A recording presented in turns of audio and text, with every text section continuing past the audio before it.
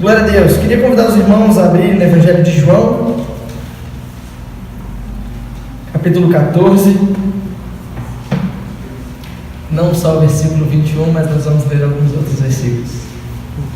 Fico feliz que os adolescentes já tenham se ligado aí.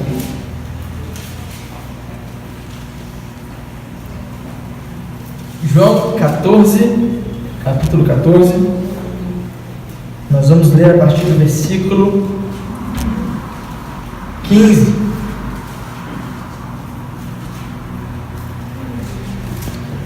Evangelho de João, capítulo 14, a partir do verso 15. Amém? Amém. Assim diz a palavra do Senhor: Se me amais, guardareis os meus mandamentos, e eu rogarei ao Pai, e Ele vos dará outro Consolador, a fim de que esteja para sempre convosco. O Espírito da verdade que o mundo não pode receber, porque não vê nem o conhece. Vós o conheceis, porque Ele habita convosco e estará em vós. Não vos deixarei órfãos, voltarei para vós outros. Ainda por um pouco, e o mundo não me verá mais, vós, porém, me vereis, porque eu vivo, e vós também vivereis. Naquele dia vós conhecereis que eu estou em meu Pai, e vós em mim, e eu em vós. Versículo 21. Aquele que tem os meus mandamentos e os guarda, esse é o que me ama. E aquele que me ama será amado por meu Pai, e eu também o amarei, e me manifestarei a ele. Disse-lhe Judas, não Iscariotes: Da onde procede, Senhor, que estás para manifestar-te a nós e não ao mundo? Respondeu Jesus: Se alguém me ama, guardará a minha palavra, e meu Pai o amará, e viremos para ele, e faremos nele morada. Quem não me ama, não guarda as minhas palavras, e a palavra que estáis ouvindo não é minha, mas do Pai que me enviou. Isto vos tenho dito, estando ainda convosco. Mas o Consolador, o Espírito Santo, a quem o Pai enviará em meu nome, esse vos ensinará todas as coisas, e vos fará lembrar de tudo o que vos tenho dito. Deixo-vos a paz, a minha paz vos dou. Não vou lá dou como dá o mundo. Não se turbe o vosso coração, nem se atemorize. Amém. Vamos orar. Senhor, tua palavra foi lida, nós já entoamos cânticos de louvor ao Senhor, de adoração ao Senhor. Nós louvamos ao Senhor através da confissão dos nossos pecados diante de Ti, reconhecendo que o Senhor é quem faz, o Senhor é quem muda, transforma. Apresentamos os nossos pedidos ao Senhor, Pai, reconhecendo que só o Senhor é Deus. E nessa hora, Deus, te pedimos que a Tua palavra, que é maravilhosa, a Tua palavra que é perfeita, a Tua palavra que é inerrante, ela encontra os nossos corações agora e produz em nós transformação de vida. Te peço, Deus, pela Tua misericórdia, que essa breve reflexão que nós faremos essa noite seja algo que desperte-nos, Pai, para uma mudança de vida perpétua, uma mudança de vida eterna, e que a nossa postura diante do Senhor e diante da Sua palavra ela seja mudada a partir dessa noite. É o que eu te peço, Deus, crendo que o Senhor já está falando nos nossos corações, no nome de Cristo Jesus. Amém. Amém. Bom, uma breve introdução ao porquê dessa temática. Tenho desafiado os adolescentes nos nossos encontros de sexta-feira a nós refletirmos um pouco mais sobre a palavra de Deus. Então, durante todo esse mês, nós vamos fazer uma reflexão um pouco mais profunda sobre o que é a palavra de Deus, o que ela representa na vida do cristão e naturalmente muitos problemas que nós estaríamos evitando em nosso mundo, em nossa sociedade, se nós nos apegássemos mais a ela. Não é à toa que esses livros estão da forma que estão, não é à toa que esses livros estão, essa compilação de livros chamada Bíblia, estão na ordem em que estão, nada disso é à toa. E na palavra de Deus nós encontramos todas as ferramentas necessárias para um viver de acordo com aquilo que Deus espera de nós. Ela é suficiente. A Bíblia Sagrada, ela é suficiente. Ela é satisfatória suficiente, ok? Bom, esse texto de João é um texto que está inserido aí nos Evangelhos, João sendo o quarto livro dos Evangelhos. Os irmãos devem saber de qual é salteada aí, de Mateus, Marcos, Lucas e João, sendo a sequência, sendo que os três primeiros, Mateus, Marcos e Lucas, são tidos como os Evangelhos sinóticos. Esses Evangelhos sinóticos recebem esse nome por causa da junção de duas palavras gregas que defendem uma tradução mais ou menos como sendo o mesmo ponto de vista, uma mesma perspectiva, um olhar similar, ok? Então eles defendem esses evangelhos sinóticos sendo Mateus, Marcos e Lucas, o que de alguma forma faz muito sentido porque a gente de alguma forma percebe essa repetição de alguns fatos, essa ênfase em algumas questões, apesar de algumas diferenças, a gente percebe essa similaridade. Entretanto, João, que é o último evangelho, ele já caminha num sentido diferente dos outros. João parece que tem uma escrita... Me parece aqueles trabalhos em grupo de escola, onde o professor fala assim, monta em grupo de 4. E aí tem 3 que se reúnem na casa de um amiguinho para fazer o trabalho. Tem um que fala assim, vou fazer da minha casa. E aí João é o que fez em casa. Ele fez a tarefa de Deus ali em casa. E ele começa a distribuir essas funções e essas relações. E é curioso perceber como nós, na leitura dos evangelhos, nós temos uma perspectiva exclusivamente histórica descritiva. Muitas vezes nós temos essa percepção de que a leitura dos evangelhos deve ser lida como uma narrativa histórica e exclusivamente histórica e descritiva. E a gente lê os fatos e coloca eles em ordem, e às vezes a gente lê até algum tipo de diferença de informação na descrição do texto entre os evangelhos sinóticos, e a gente fala, a Bíblia se contradiz ou coisas nesse sentido? Não, eu vou explicar o porquê. Os evangelhos de Mateus a João, eles têm um propósito principal diferente de uma narrativa histórica. Eles têm um propósito que na teologia a gente vai argumentar como sendo uma argumentação soteriológica apologética. O que é isso? É uma ideia de uma defesa da nossa salvação por meio de Cristo e uma defesa dessa fé em Cristo. Então a ideia dos evangelhos, pelo próprio nome, como diz, é a defesa do evangelho.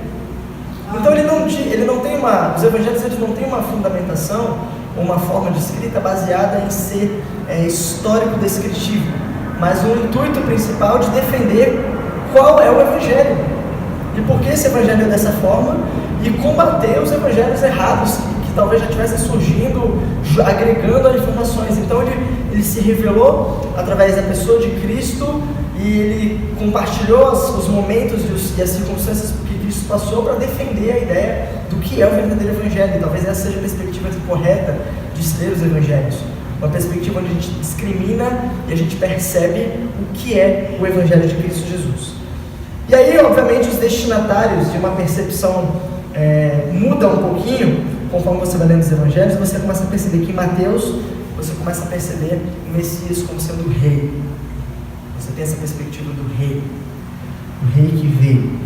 Em Marcos você já tem aquela ideia do homem, da humanidade de Cristo, uma humanidade, um filho do homem. Em Lucas você encontra a ideia de um conquistador que é servo, de um Cristo servo. E aí em João a gente encontra a temática de um Cristo que é a verdade, é o Filho de Deus, é Ele. E nessa temática da verdade que eu gostaria de me apegar essa noite, por isso a leitura específica do Evangelho de João. Enquanto os evangelhos sinóticos, eles defendem aquela ideia eles falam mais de Jesus e as multidões, eles falam mais dos ensinos que se concentram na ética e na prática da vida cristã, eles narram o que Jesus fez. Em João a gente encontra uma temática que vai apontar para Jesus e os indivíduos num relacionamento mais pessoal e menos multidão, menos pregação. Ele vai dar uma ênfase maior na questão da pessoa do Senhor Jesus e como ele se comportava, o que ele fazia, e não muito na vida cristã, mas na pessoa de Cristo. E em João a gente encontra também uma narrativa mais próxima daquilo que Jesus é, e não daquilo que ele fez, mas daquilo que ele é. Aí apontamento específico para a ideia de ser a verdade. Então é muito interessante você perceber no texto que nós lemos que o Deus que que se fez carne e que fala sobre si mesmo como sendo aquele que é a própria verdade. Ele aborda uma temática principal e mais importante de sendo quem Jesus é. Onde eu estou querendo chegar com isso? A ideia de que Deus, sendo a própria verdade, revela ao seu Filho no texto de João, apontando como essas informações como sendo verdadeiras. O pessoal que está acompanhando na internet aí, esse bilhete é verdade, né? Como é que é? Esse bilhete é verdade. É a ideia do meme lá. Então o próprio Deus que coloca Ele mesmo sendo a própria verdade, colocando no seu Filho os aspectos de quem Ele é. Isso é maravilhoso. E aí em João capítulo 1, versículo 1, a gente encontra Jesus como o Verbo encarnado, a palavra de Deus que se faz homem e habita entre nós. E a palavra grega para esse verbo, logos. Tive curiosidade de pesquisar um pouquinho sobre logos. A gente já sabe uma interpretação um pouco mais curta, mas alguns estudos apontam para essa palavra logos como alguma coisa dita, incluindo aquilo que é dito em seus pensamentos. Isso já é formidável acerca da pessoa de Cristo. Porque quando a gente lê, por exemplo, Gênesis, capítulo 1, onde a gente vê a palavra de Deus fazendo a existência aquilo que não existia, a gente vê que essa palavra ela é muito determinante, ela é muito decretiva, no sentido do que acontece em seguida. Não me parece que Deus falou sem pensar. Não me parece que Deus inaugurou o mundo em que vivemos de uma forma impensada. Não me parece isso. O que me parece é que Deus estava tão convicto e certo daquilo que Ele faria e do plano que Ele tinha para a humanidade, que Ele falou, haja luz. De forma correta, de forma direta, de forma simples. E nessa mesma temática de uma palavra que não necessariamente é somente dita, mas inclui os pensamentos, logos também diz respeito à capacidade de raciocínio, uma faculdade mental. Algumas definições periféricas apontam, e eu queria que vocês tentassem criar relações entre essas definições periféricas da palavra logos com a pessoa de Cristo no plano de Deus para com a humanidade. Preste atenção, algumas palavras, algumas definições periféricas da palavra logos: explicação, causa, comunicação, interesse, doutrina, intento, assunto, pregação, razão, discurso, falar, palavras e expressão, e por aí vai. Se você teve dificuldade de criar relações, deixa eu te ajudar com algumas. Cristo sendo a explicação para todas as coisas, Cristo sendo a causa para todas as coisas, Cristo sendo a comunicação mais fiel e perfeita da pessoa de Deus para com o homem, porque Ele era o próprio Deus encarnado. Cristo sendo o interesse de Deus de eternidade a eternidade. Cristo sendo a própria doutrina, aquilo que deveria ser vivido porque Ele a cumpriu fielmente. Cristo sendo o intento de Deus no plano de salvação do mundo. Cristo sendo o assunto. Cristo sendo a pregação. Cristo sendo a razão. Vocês estão entendendo? O Logos que se fez carne, o Verbo que se fez carne, não se trata simplesmente de uma palavra dita, mas se trata de uma razão, de algo que provém do pensamento diretamente para a humanidade, de forma decretiva, de forma sólida, de forma convicta. O verbo se fazer carne não diz respeito a vamos tentar. O verbo se fazer carne não diz respeito a um Deus que, poxa, eu não tinha pensado que o homem ia ser tão assim, o que eu vou fazer agora?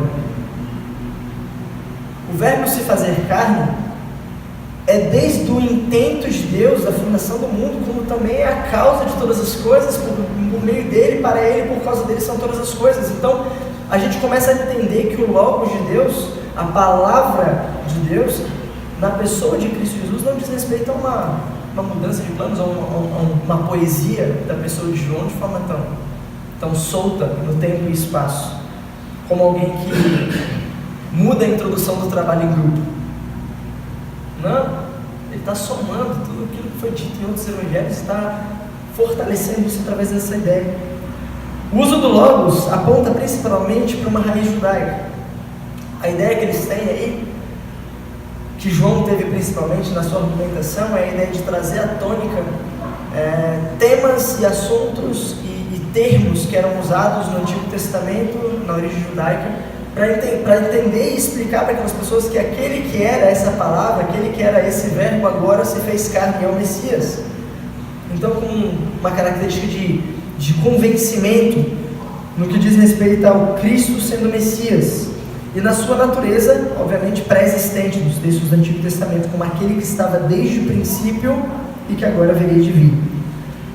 Por que eu fiz questão de colocar isso? Algumas argumentações vão defender que o termo logos, aí foi uma intenção de João de flertar com a filosofia, na ideia da racionalidade. Logos, usando o termo razão, né? Como tradução de razão. E a ideia de colocar a razão como sendo Deus, né? Aquela razão que era filosófica agora se encarnou e fez homem. Só que isso gerou mais problemas para quem se tentaram explicar dessa forma do que soluções. Então eu entendo sim que a intenção de João foi a ideia da referência ao Antigo Testamento, à cultura judaica, e não essa questão filosófica. E aí a gente vai então para o capítulo 14, que é a introdução do Evangelho, a introdução do livro de João. E se a gente vai caminhando lá para o capítulo 11 de João, a gente vai encontrar os trechos da ressurreição de Lázaro, os planos iniciais para matar Jesus, porque já estava gerando algumas situações complicadas. No capítulo 12 a gente encontra o texto onde Maria unge Jesus e seca os pés de Jesus com seus cabelos. Planejam tirar a vida de Lázaro, porque através da ressurreição de Lázaro alguns judeus estavam se convertendo, porque agora eles viam Lázaro vivo. Então planejavam matar Lázaro também. A entrada triunfal de Jesus em Jerusalém, alguns gregos que procuram Jesus, né? E a autoridade de ensino de Jesus que é atribuída ao próprio Deus.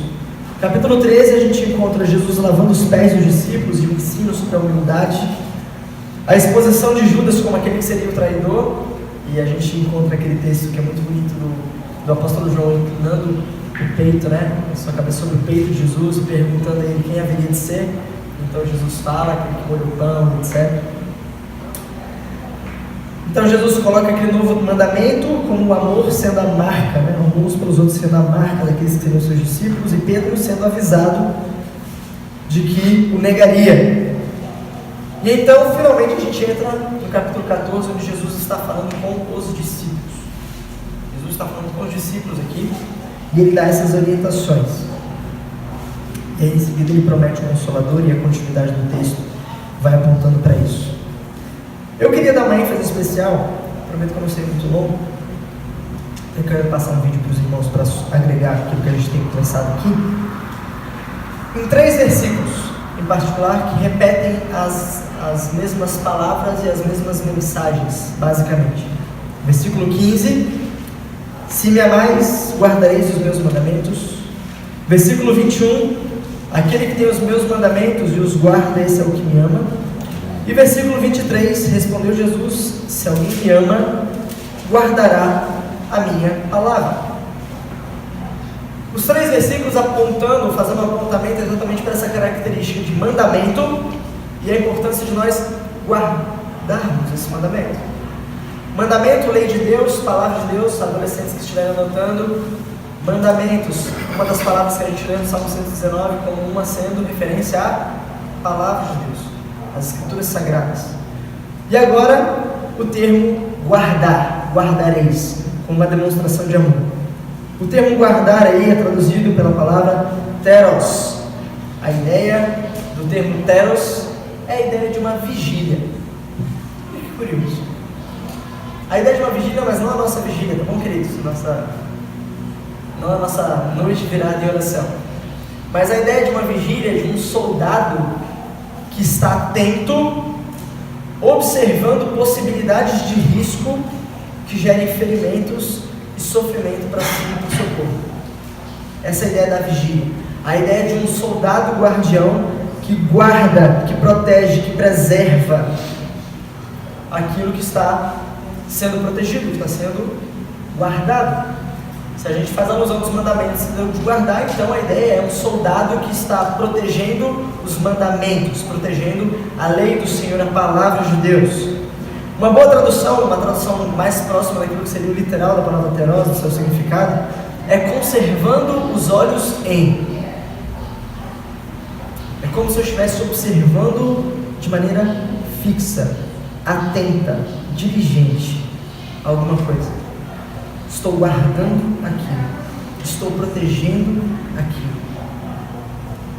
Particularmente, a ideia de teros aponta para vigiar, observar, conservar os olhos fixos sobre, e num sentido talvez figurado, num sentido um pouco mais próximo daquilo que seria um sentido poético, teria um significado de cumprir atentamente ou vigilantemente os mandamentos. E é nesse ponto que a coisa complica. Porque os três textos que nós lemos apontam para mandamentos e apontam para guardar.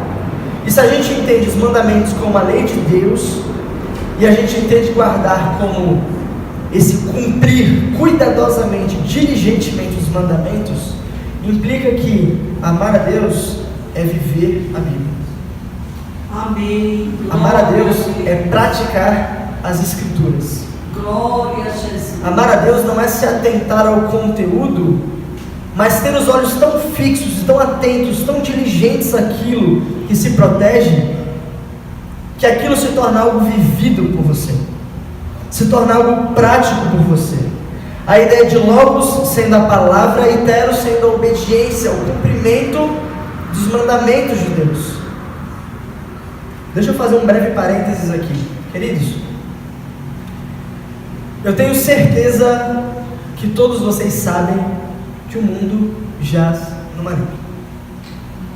Os acontecimentos que nós vemos nos noticiários, as notícias que nós ouvimos e sabemos acerca de experiências que jovens têm tido cada vez mais cedo, relacionamentos com pessoas que talvez estejam cada vez mais descartáveis. E isso a gente já conversou isso várias vezes aqui na igreja, isso tem atingido as nossas igrejas, isso tem de alguma forma permeado, né, as nossas entranhas, vou colocar assim. E a gente tem tido dificuldade de lidar com certas coisas, e eu preciso falar como alguém que tem procurado estudar mais sobre aconselhamento bíblico, e a gente tem usado as Escrituras Sagradas como último recurso, depois de todos os recursos que nós adotamos. A gente usa uma confissão com um amigo, a gente usa uma conversa com o pastor, a gente usa um medicamento específico, a gente usa uma consulta a um psicólogo ou um psiquiatra, a gente usa inúmeros recursos, inúmeras formas. Não estou diminuindo nenhuma delas, ok? Acho que cada um tem sua percepção em relação a isso. Mas aonde nós deveríamos estar realmente vivendo e procurando a verdade e a nossa conduta cristã, que é na Bíblia Sagrada, a gente desconsidera. E é curioso pensar que no nosso mundo, hoje ele é marcado por ansiedades, por tristezas profundas, por angústias, por síndromes. E talvez os adolescentes lembrem de algumas coisas que a palavra de Deus fazem com a gente, que a gente leu no Salmo 119, e vão lembrar que a palavra de Deus traz alegria, a palavra de Deus não te deixa sozinho, a palavra de Deus te livra das aflições desse mundo e das angústias desse mundo, te traz esperança, é luz. E a palavra de Deus é tudo isso pra gente, e a gente faz o que com ela? Aonde que está o nosso relacionamento com a palavra de Deus? Aonde está o nosso relacionamento com o Logos de Deus? A palavra que se encarnou. Eu não gosto muito dessa ilustração, mas ela representa um pouco daquilo que eu entendo como sendo real. Nós buscamos a Deus em oração e obrigamos Deus a sentar lá, como se nós nos deitássemos, né, naqueles divãs, contássemos a nossa vida, e quando terminasse a nossa hora a gente falasse amém, virasse as costas e saísse. Agora, o momento em que Deus vem falar conosco, nós não queremos ouvir. O momento em que Deus quer se revelar a nós através da sua própria palavra, o momento em que Deus quer mostrar quem Ele é, o que Ele faz, como se comporta, o controle dele sobre todas as coisas, a gente negligencia isso. A gente abre mão desse Logos. E ainda mais, a gente abre mão das orientações bíblicas acerca de como nós devemos conduzir a nossa vida E a gente vive em desobediência à palavra de Deus. E se vocês lembrarem do texto inicial que nós lemos, o versículo 21 do capítulo 14, aquele que tem os meus mandamentos e os guarda, esse é o que me ama. Não existe amor a Deus se não existe o cumprimento da palavra de Deus. Não existe amor a Deus se não existe obediência aos mandamentos, cumprimento dos estatutos. Não existe.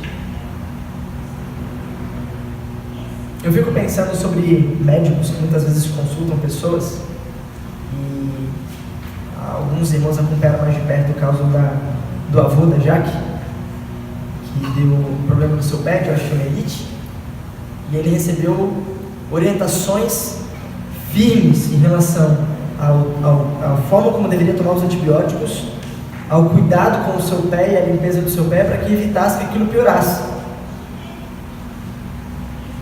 Mandamentos. E aí a gente pergunta para o senhor Adélio: e aí, senhor Adélio, está bem? Vou ficar. Está obedecendo o que o médico falou? Não. Como é que você vai ficar? Não, vou ficar bem. Mas está havendo obediência? Não. E muitas vezes eu me vejo na situação do senhor Adélio.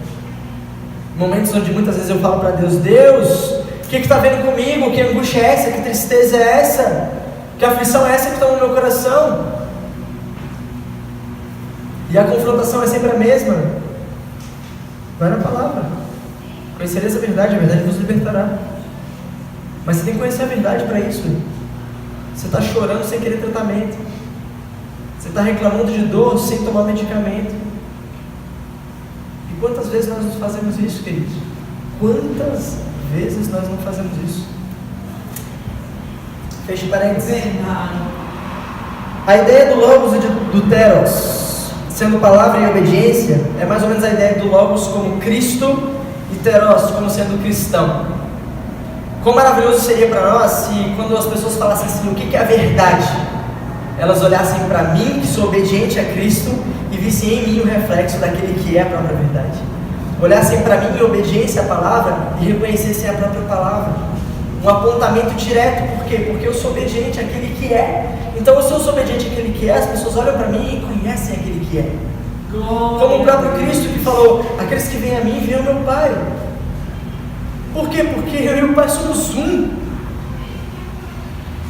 Logos e Teros, Cristo e o cristão.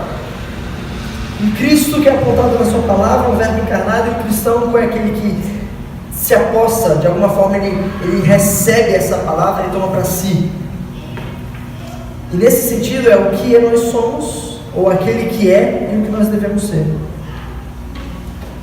E sabe onde é que entra a Bíblia nisso tudo? Os da área de direito vão saber pronunciar isso melhor do que eu, mas é a ideia do modus operandi. É isso que fala, assim que fala. Forma como nós devemos conduzir a nossa vida, forma como nós devemos nos comportar diante dessas coisas. A Bíblia como de fato sendo nosso manual. Na última sexta-feira, na verdade na última semana, os adolescentes foram desafiados de 4 formas. Primeira forma, ler o Salmo 119. Segunda forma, eles tinham que decorar 2 versículos do Salmo 119. Terceira forma, eles tinham que separar 10 versículos que eles encontrassem no Salmo 119 que fizessem relações entre aquilo que a palavra de Deus faz com a vida deles. Como por exemplo, lá pelo 86, se eu não me engano, que vai falar: a tua palavra me torna mais prudente que os idosos. A tua palavra me torna mais prudente que os idosos. Ok? Relações como essa. E o quarto, eles tinham que levantar ou fazer uma lista de todos os termos do Salmo 119 que fosse referente à palavra de Deus, como os teus preceitos, os teus decretos, os teus juízos, a tua palavra, e por aí vai. E foi muito legal perceber como os meninos interagiram com isso, e a forma como eles lidaram com isso. Todos foram muito bem, aliás. Os pais que estão acompanhando aí, parabéns, que estão indo bem. Mas todos eles tiveram muita dificuldade na parte de relacionar o que a palavra de Deus faz conosco.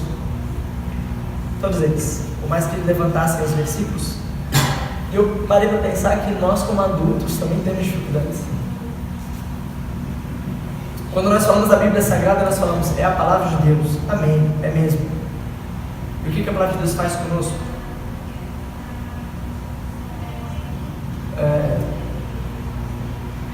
Começa a gaguejar. Fica uma dica para os pais aí no Salmo 119, tá bom?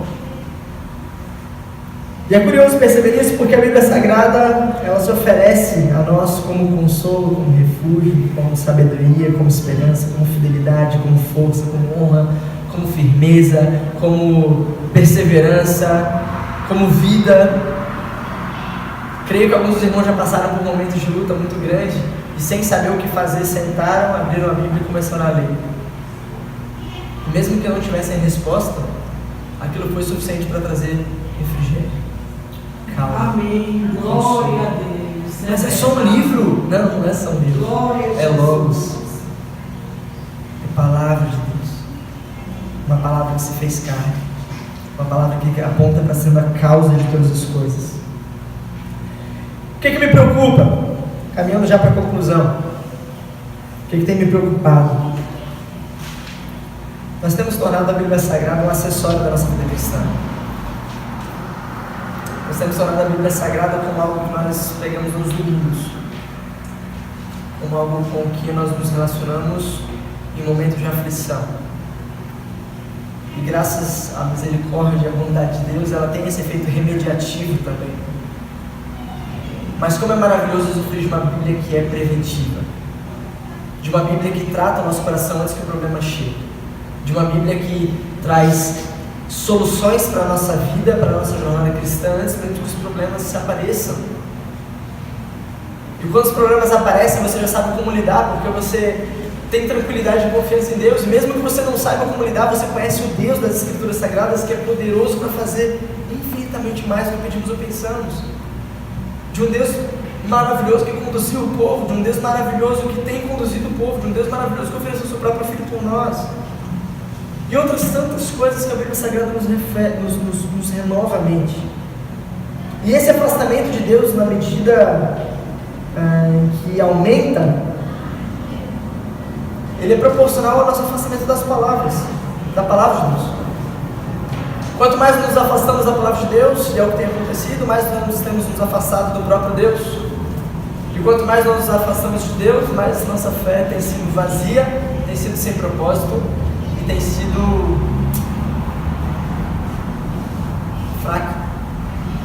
A gente reclama que vai para a igreja e já não sente a mesma coisa. A gente ora pedindo a Deus, Senhor, devolve-me a alegria da tua salvação. A gente fala, Senhor, o que está vendo comigo? Eu não estou ouvindo o Senhor falar. Eu não estou vendo as coisas acontecerem. Eu estou passando por situações difíceis e aí? Será que não existe um afastamento das Escrituras Sagradas que fala, não temas, não te atemorize, eu vou enviar um Consolador que vai estar convosco, assim como eu estou aqui com vocês agora, não se preocupem.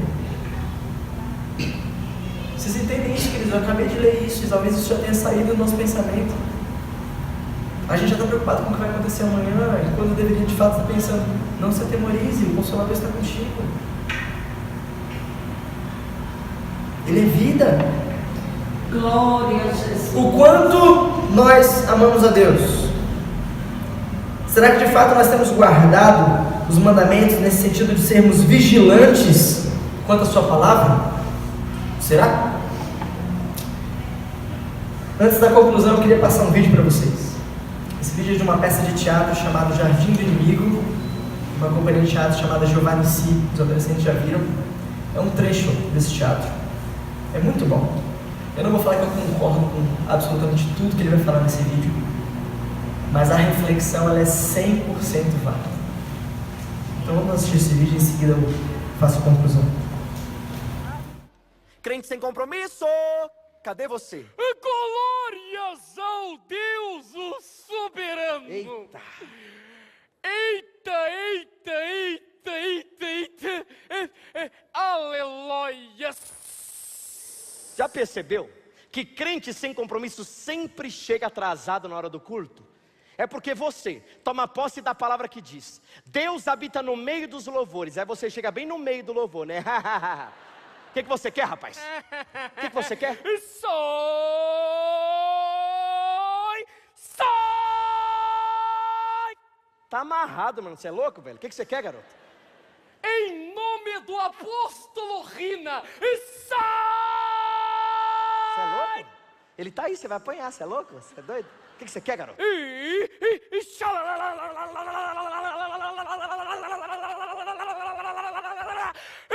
Sai!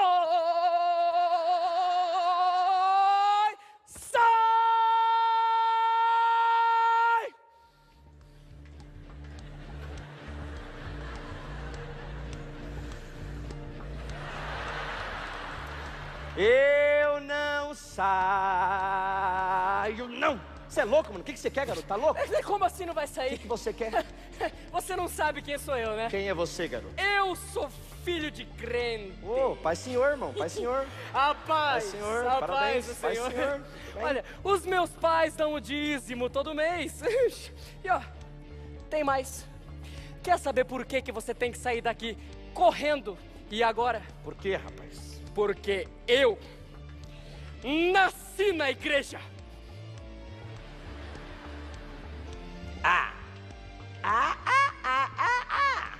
Mano, que coincidência, meu, olha só. Você nasceu na igreja, eu nasci no céu. E juntos, vamos pro inferno. O que você quer, rapaz? Tá louco? Fala o que você quer.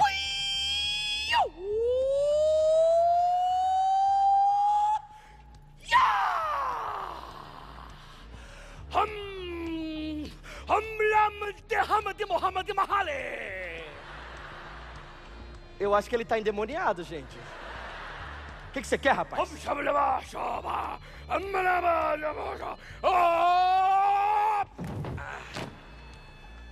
Eu conheço o Deus de Paulo, garoto. Mas o vosso Deus quem é?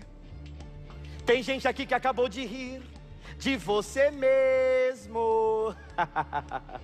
Você faz igualzinho a ele, olha. Você me amarra, me queima, me expulsa, me coloca debaixo dos seus pés. Mas eu não saio da sua vida não, sabe por quê? Você não se parece com Jesus. Você não tem o cheiro de Jesus. Como é que você quer que eu saia da sua vida se você não tem nem espada na mão? A espada do Espírito é a palavra de Deus, quer ver? Eu, Satanás, conheço a Bíblia inteira, capítulo por capítulo, versículo por versículo. Conheço os mandamentos, conheço as promessas. Eu conheço a Bíblia, e você? Conhece? Você não entendeu a minha pergunta? Eu, Satanás, o Belial, a serpente, o dragão, que vim para roubar, matar e destruir, o maior inimigo da sua alma, que está ao seu derredor bramando como um leão para te devorar. Eu, seu adversário, seu acusador, conheço a Bíblia inteira.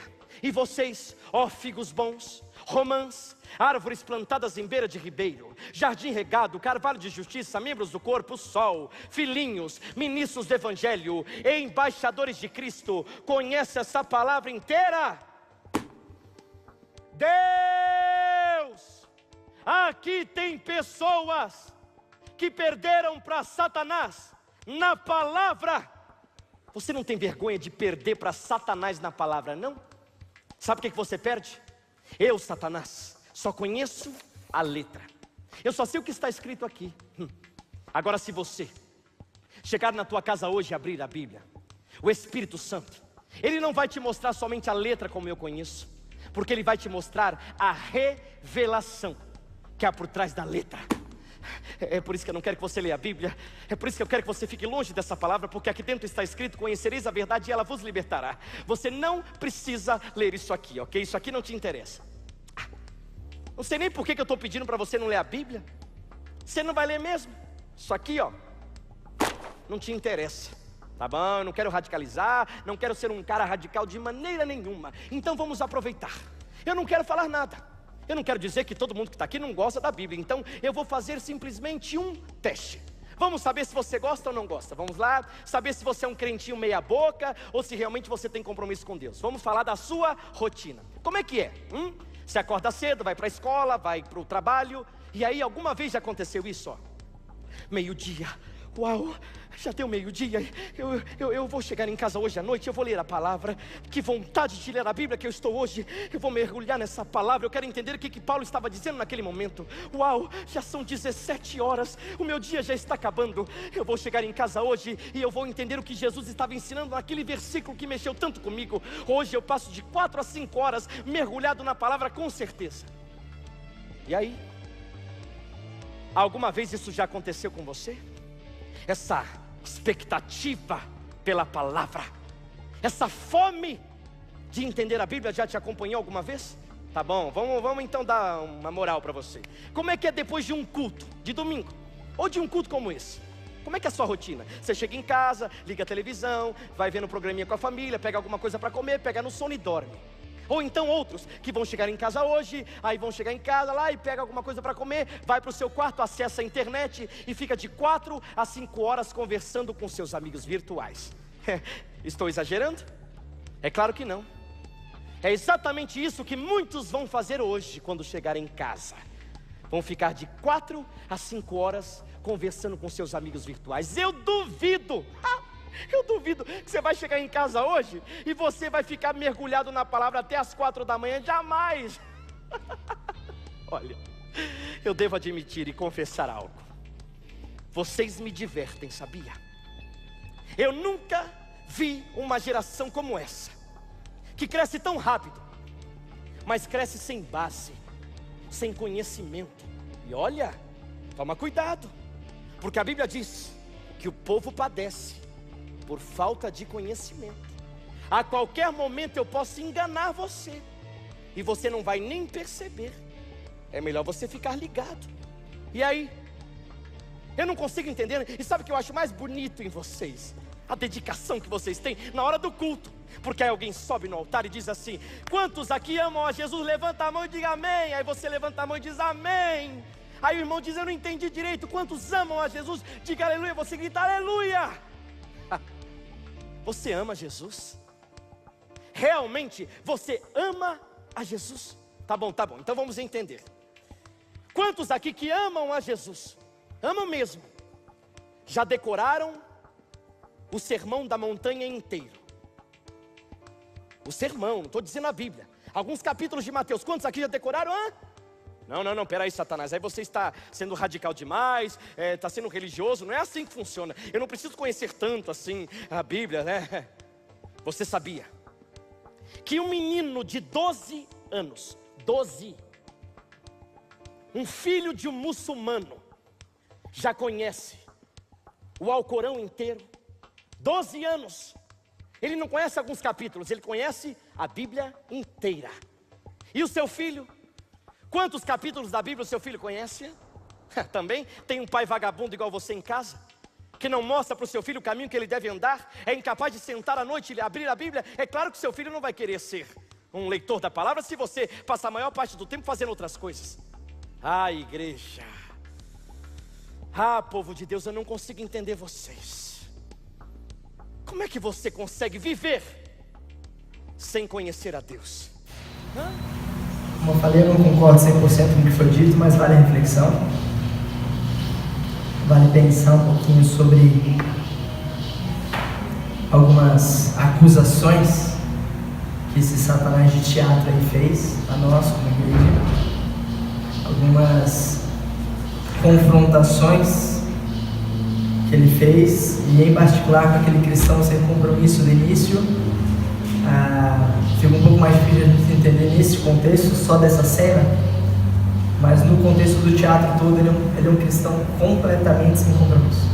Então você percebe que a manifestação do poder dele realmente é falsa nessa cena, porque em outras cenas ele se mostra como uma pessoa que usa droga fora do culto, ou está interessado em menininhas, em outros momentos, né, fora da semana do momento de culto.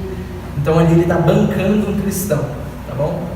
Então eles não estão desmerecendo a manifestação do Espírito Santo de forma alguma, eles só estão questionando a questão da nossa obediência a Deus. Então eu queria concluir conversando com vocês um pouquinho sobre o meu testemunho, uma parte do testemunho. Comentei com os adolescentes que grande parte da forma como Deus trabalhou na minha vida, Eu não fui alguém que recebeu profecias. Eu não fui alguém que tive sonhos. Eu não fui alguém que tive algum tipo de visão.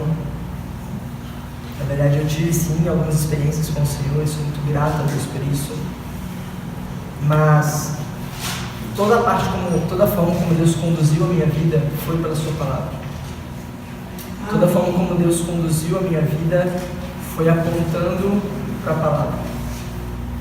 Eu acho que eu acredito entender bem o que Salomão diz em Eclesiastes 2, quando ele fala que o conhecimento gera sofrimento.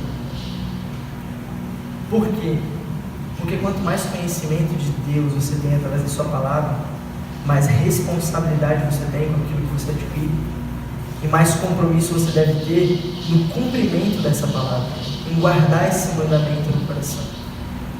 A gente precisa aprender a ler a Bíblia entendendo dessas responsabilidades que nós temos, entendendo esse compromisso que nós temos. E com a minha vida não foi diferente.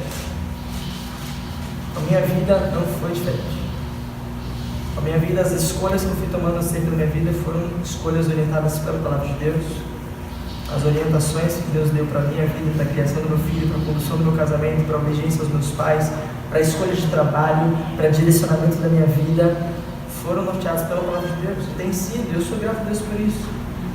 Não sou perfeito, louvo a Deus por não ser perfeito. Mas eu tenho sido alguém que tem buscado ser alguém que cheira Jesus, alguém que parece Jesus. Essa confrontação de Satanás no sentido, eu sei que é o Deus de Paulo, mas o teu Deus quem é muito sério. Verdade. Mas você talvez entenda isso no sentido dos deuses falsos que nós adoramos, né? Que a gente acha que é um Deus altíssimo, ele não é. Quem tem sido Deus que você serve? Abre rapidamente para a gente concluir no Salmo 119. Nós não vamos ler todo, não se preocupe. É rapidamente mesmo.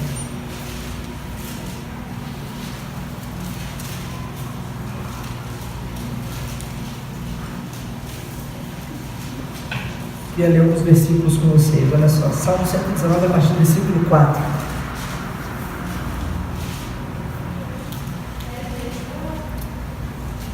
Tu ordenaste os teus mandamentos para que os cumpramos à risca. Tomara serão firmes os meus passos para que eu observe os teus preceitos. Então não terei de que me envergonhar quando considerarem todos os teus mandamentos. Render-te-ei graças com integridade de coração quando tiver aprendido os teus retos juízos. Cumprirei os teus decretos, não me desampares jamais. De que maneira poderá o jovem guardar puro o seu caminho? Observando segundo a tua palavra. De todo o coração te busquei. Não me deixes fugir aos teus mandamentos. Guarda no coração as tuas palavras, para não pecar contra ti. Bendito és tu, Senhor. Ensina-me os teus preceitos. Versículo 15. Meditarei nos teus preceitos e às tuas veredas terei respeito. Terei prazer nos teus decretos, não me esquecerei da tua palavra. Versículo 18. Desvenda os meus olhos para que eu contemple as maravilhas da tua lei. Versículo 20. Consumida está minha alma por desejar incessantemente os teus juízos. E assim por diante. Vocês percebem a importância que o salmista dá para a palavra de Deus? A importância que o salmista dá para os estatutos, para os mandamentos de Deus. Entendendo que essa é a única forma que ele tem de demonstrar algum amor por Deus. Por quê? Porque é obedecendo Ele, obedecendo essa palavra, obedecendo esses estatutos. Não no sentido de legalidade, mas no sentido de um ato voluntário, gracioso, amoroso a Deus, naquilo que são as vontades de Deus, o que é a vontade de Deus. A palavra de Deus é consolo, é alegria, sabedoria, esperança, fidelidade, integridade, força, honra, firmeza, prazer, vida, amor, luz, perseverança e muito mais do que isso. E nós, como povo de Deus, Oséias 4:6, perecemos porque não buscamos o conhecimento da palavra de Deus. Ela é tudo isso para nós. E nós sofremos em tudo aquilo que a palavra de Deus é solução, porque nós não temos conhecimento acerca da palavra de Deus e acerca de quem é Deus. Até quando, igreja, trocaremos a palavra de Deus pelas nossas convicções? Até quando trocaremos a palavra de Deus pelos nossos achismos? Até quando trocaremos a palavra de Deus por qualquer outra coisa que apresente algum tipo de solução que não a vinda do céu? Até quando não seremos exortados pela palavra? Até quando não cumpriremos o que a palavra de Jesus diz? Até quando? Vamos orar? Glória a Jesus. Senhor Deus, me coloco diante do Senhor envergonhado, porque sei, Deus, das tantas vezes em que eu me obrigo a ler a Tua palavra. Me coloco diante do Senhor, Pai, lamentando, Deus, tanto tempo perdido, buscando solução em tantas outras coisas, Deus, que não na Tua palavra. Tem misericórdia de nós, Deus. Tem misericórdia das tantas vezes, Deus, que escolhemos as nossas convicções, os nossos achismos, as opiniões dos outros, a ouvir a Tua palavra, Deus. Perdoa-nos, Deus, por isso.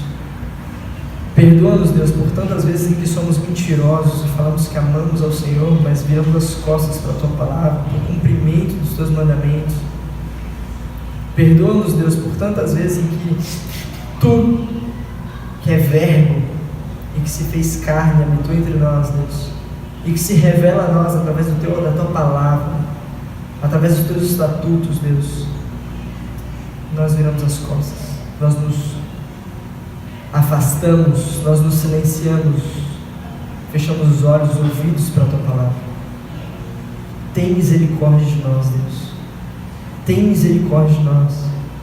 Que nós não tenhamos ansiedade, desejo, que tenhamos prazer na Tua palavra, que tenhamos prazer em meditar nas Tuas Escrituras, Deus, que nós tenhamos prazer em compartilhar isso com a nossa família, que nós temos prazer em gastar tempo, Senhor, lendo a Tua palavra e meditando nela, e que a gente não busque na Tua palavra simplesmente soluções, mas que a gente busque na Tua palavra, Deus, relacionamento contigo, Deus, que é um Deus vivo, relacionamento com o Espírito Santo, que é esse Deus maravilhoso que revela a nós quem Tu és. Meu Deus, ajuda-nos, Deus, a ter nossa mente cativa aos Teus decretos, aos Teus juízos, aos Teus preceitos, que a gente possa ser luz e sal nesse mundo, Deus, trazendo a solução, a esperança, a alegria, Deus, que esse mundo tanto precisa e que nós encontramos nessa fonte inesgotável de amor que é a Tua palavra. Nos abençoa, Deus, com discernimento. Nos abençoa, Deus, com sabedoria. E que a nossa escolha seja sempre pelo Senhor. No nome de Jesus que eu oro. Amém. Amém. Glória.